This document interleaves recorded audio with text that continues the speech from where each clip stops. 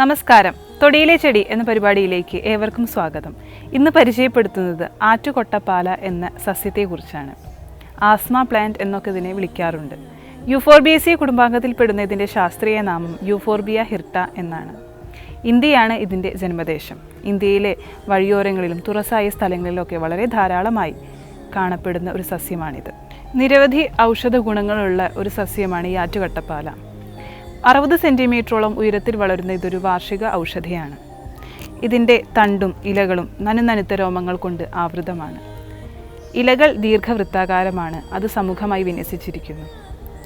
ഇതിൻ്റെ പ്രത്യേകത എന്താണെന്ന് വെച്ചാൽ എല്ലാ ഇലഞ്ഞെട്ടുകളിലും ഇതിൻ്റെ പൂക്കൾ ഉണ്ടായിരിക്കും. ഇതിൻ്റെ പൂക്കൾ വളരെ ചെറുതും അത് പൊന്നാങ്കണ്ണി എന്ന സസ്യത്തിൻ്റെ പൂക്കളുടെ രൂപഘടനയോട് സാദൃശ്യവുമുണ്ട്.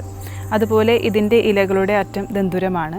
ഇതിൻ്റെ തായ്വേരിന് ഒരു തവിട്ട് നിറത്തോടു കൂടിയിട്ടാണ് ഉണ്ടാവുക.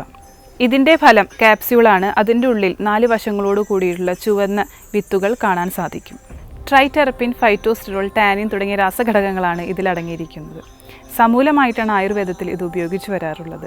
കൂടുതലായും ആസ്മയ്ക്കാണ് ഇതിൽ ഫലം കണ്ടിട്ടുള്ളത്.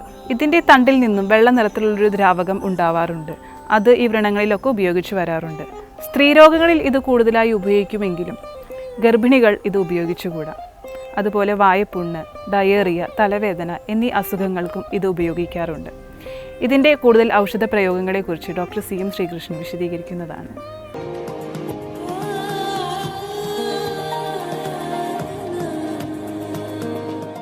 ഈ ആറ്റുകൊട്ടപ്പാല അത് ഈ ശ്വാസം മുട്ടിനാണ് ഏറ്റവും അധികം ഉപയോഗപ്രദം. മിക്കവാറും അതിൻ്റെ സമൂലം എടുത്തിട്ട് ഇടിച്ച് പിഴിഞ്ഞ് നീര് തേൻ ചേർത്ത് കൊടുത്താൽ ഈ ശ്വാസം മുട്ടിന് വളരെ കുറവുണ്ടാകും.